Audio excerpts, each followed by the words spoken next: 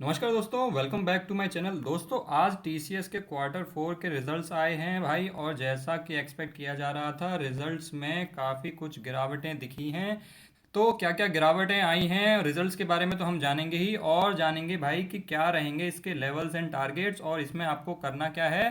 तो भाई शुरू करते हैं। तो भाई रिजल्ट में क्या आया है? भाई रिजल्ट में आया है 0.94% की गिरावट दिखी है Y O Y year on year basis पे। प्रॉफिट में गिरावट दिखी है ऑलमोस्ट 1% की, जो कि आया है 8,000 करोड़। और एनालिस्ट ने एक्सपेक्ट किया था 8,200 करोड़। तो भाई एनालिस्ट की एक्सपेक्टेशन से भी 200 करोड़ कम प्रॉफिट आया है और 1% की गिरावट दिखी है। अगर बात करें हम एनुअल रेवेन्यू की, तो भाई एनुअल रेवेन्यू में 7% की वाई ओ वाई बढ़ोतरी आई है, जो कि आया है 1,56,000 करोड़। और कांस्टेंट करेंसी में 7.1% करोड़ आया है। कांस्टेंट करेंसी का क्या मतलब है दोस्तों? क्योंकि इनका जो मेन रेवेन्यू है वो यूएस डॉलर में आता है और उसकी वैल्यू रोज आईएनआर में चेंज होती रहती है। तो कांस्टेंट करेंसी में परसेंटेज अलग आएगा और डायनेमिक करेंसी में अलग आएगा, क्योंकि भाई यूएस डॉलर आईएनआर के खिलाफ थोड़ा सा बढ़ा है पिछले कुछ महीनों में। और मार्जिन में थोड़ी सी बढ़ोतरी आई है, जो कि आई है 20%। और भाई कंपनी ने 6 रुपये पर शेयर का डिविडेंड भी डिक्लेयर किया है, जहाँ पे सारी कंपनी सोच रही हैं कैसे हम एम्प्लॉयज़ की सैलरी काट लें, कैसे हम डिविडेंड काट लें इन्वेस्टर्स का। वहाँ पे टीसीएस ने भाई डिविडेंड भी दिया है। क्वार्टर फोर की परफॉर्मेंस पे उनके सीईओ ने क्या कहा भाई? The pandemic completely reverse the positive momentum that we had started seeing in some of our biggest verticals in the first half of the quarter.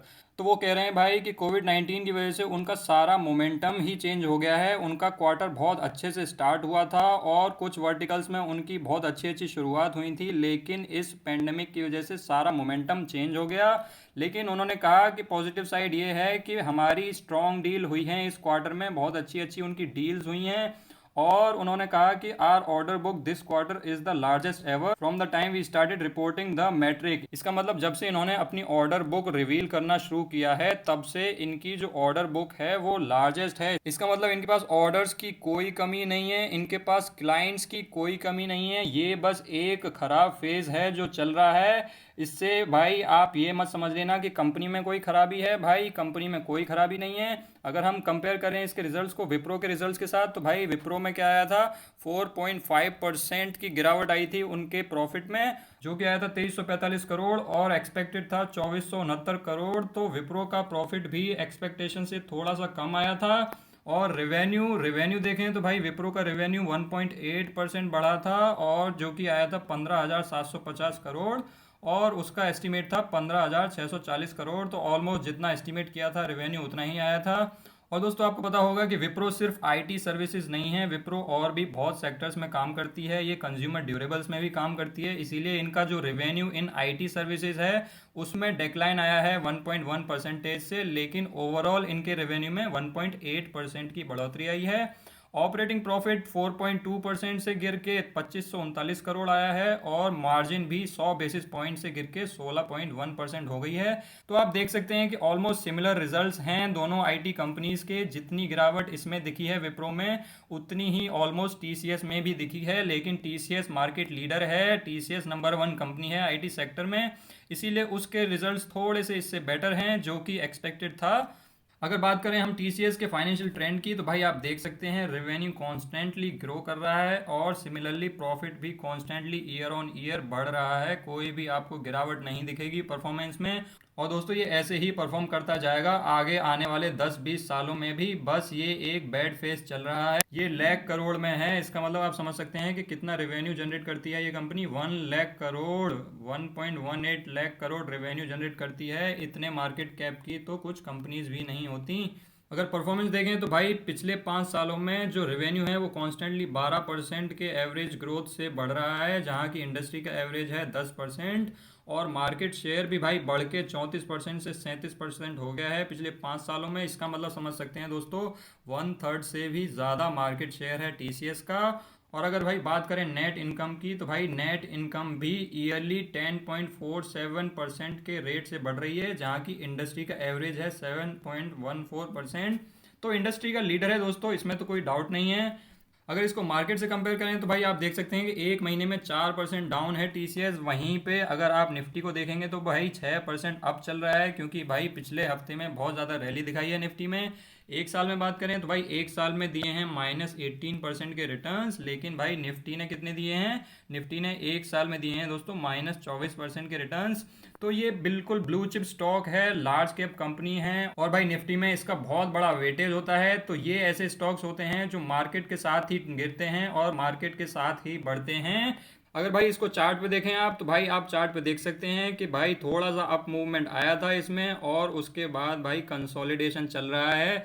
ये 1600 से 1750 के लेवल में ही बहुत दिनों से घूम रहा है। और दोस्तों ये मैंने आपको बहुत दिन पहले 1650 से 1700 के लेवल में रेकमेंड भी किया था, और आप में से कुछ लोगों ने ये उस लेवल पे खरीदा भी था।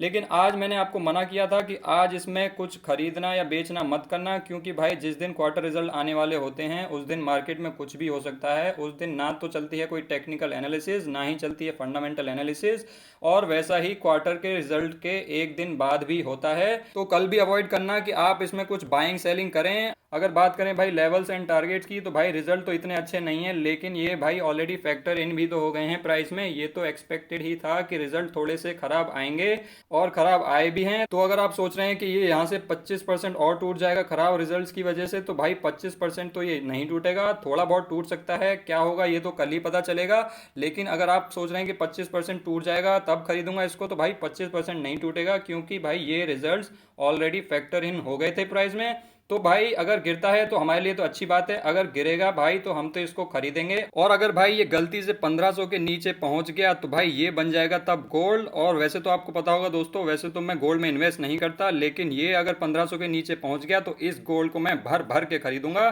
तो दोस्तों आपको ध्यान से काम लेना है, इसमें ज़्यादा जल्दबाजी करने की ज़रूरत नहीं है, और ज़्यादा भी वेट नहीं करना है। ये सोचें आप कि 25% गिर जाएगा, तो भाई ये 25% नहीं गिरेगा। प्राइस में सब कुछ ऑलरेडी फैक्टर इन हो गया है। थोड़ी बहुत गिरावट का वेट कीजिए, अगली आने वाली डिप का वेट कीजिए भाई, और जैसे ही आ जाए आपके बाइंग लेवल में तो आप इसमें धीरे धीरे पोजीशन बना सकते हैं। बस एक ही रिक्वेस्ट है मेरी आपसे दोस्तों, एक साथ सारा पैसा मत लगाया कीजिए। आपके कमेंट्स आते हैं कि भाई मैंने इसके 500 शेयर ले लिए हैं, मैंने इसके 200 शेयर ले लिए हैं। आप 2-2 3-3 लाख एक साथ लगा देते हो भाई, फिर उसको एवरेज करने के लिए भी आपको 2 लाख रुपए और चाहिए होते हैं। तो ऐसी गलती मत करना भाई। 1650, 1600, अगर 1600 आता है तो भाई आराम से 10-20% इसमें लगा सकते हो। उसके नीचे गिरता है तो और खरीदेंगे, और उसके नीचे गिरता है तो और ज़्यादा खरीदेंगे। ऐसे करके खरीदेंगे दोस्तों। शानदार स्टॉक है ये, शानदार कंपनी है, और बहुत अच्छे रिटर्न्स मिलने की उम्मीद है। तो दोस्तों ये थे टीसीएस के Q4 के रिजल्ट्स, जो कि थोड़े से डिसअपॉइंटिंग थे, लेकिन भाई ये एक्सपेक्टेड भी थे। तो भाई आपको जल्दबाजी नहीं मचानी है, आपको अगली आने वाली डिप का वेट करना है भाई, और चंक्स में खरीदना है, एक साथ पैसा नहीं लगाना है। धीरे धीरे इसको बाय करते जाना है, और भाई इस कंपनी को अपने कोर पोर्टफोलियो में रखना है। आई होप दोस्तों आपको वीडियो पसंद आई होगी। अगर पसंद आई हो तो स्मैश करना लाइक बटन को, और अगर अभी तक चैनल को सब्सक्राइब नहीं किया है तो भाई आप चैनल को सब्सक्राइब कर सकते हैं। और दोस्तों आपको अगर मेरी लाइव वीडियोस की नोटिफिकेशन चाहिए, जो मैं लाइव वीडियोस में आता हूं और आपके सारे डाउट्स क्लियर करता हूं, तो उसके लिए आपको दबाना पड़ेगा बेल आइकन, और उसके आगे ऑल पे भी क्लिक करना पड़ेगा। तो दोस्तों बेल आइकन दबा देना, जिससे कि आपको लाइव वीडियो के नोटिफिकेशन भी मिल जाएं। Thank you so much for watching friends, bye for now.